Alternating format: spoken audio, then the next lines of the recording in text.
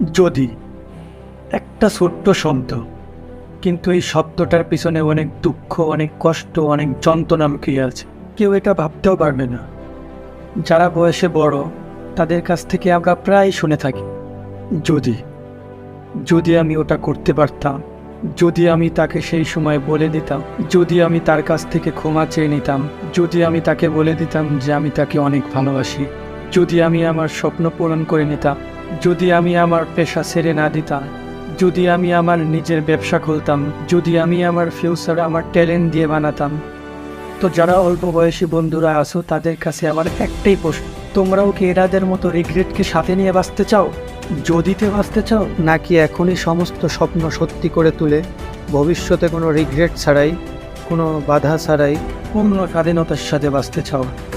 আর যেই সমস্ত লোক এই যদির দুনিয়ায় বেঁচে আছে তাদের কাছে আমার একটাই প্রশ্ন, মরে গেছো নাকি? হাত পা কাজ করছে না? আর কি সমস্যা তোমার এই চোখে? তুমি সেই তোমার পুরনো স্বপ্নগুলো কি এখন আর দেখো না? কেন রেসপন্সিবিলিটির এক্সকিউজ দেখিয়ে সেই জিনিস থেকে দূরে থাকছো, যে জিনিস সত্যি তোমার মন থেকে করা উচিত? কেন কেন এরকম করছো তুমি? নিজের কাছে এই প্রশ্নটা একবার করে দেখো। আর এই যদি জিনিসটা কি, কোনো অস্তিত্বই নেই এর। হ্যাঁ, এটা একটা ইলিউশন। যদি সত্যি বলে কোনো কিছু থেকে থাকে, সেটা হলো আজ, এখন, এই মুহূর্ত, এই মোমেন্ট, যেটা একদম নতুন, একদম ফ্রেশ। না আছে কোনো ফিউচার, না আছে কোনো পাস্ট। সময়ের সব থেকে সুন্দর মুহূর্ত, হ্যাঁ, এই বর্তমান, একদম এই সময়। এমন কি আছে যেটা এই সময়ে শুরু করা যাবে না? যদি তোমার এই মুহূর্তের সৌন্দর্য মাথায় ঢুকে যায়, যদি তুমি এই মোমেন্টের গুরুত্ব তুমি বুঝতে পারো, তাহলে পৃথিবীর এমন কোনো কাজ নাই যেটা আজকে শুরু করা যাবে, এই মুহূর্তে শুরু করা যাবে না।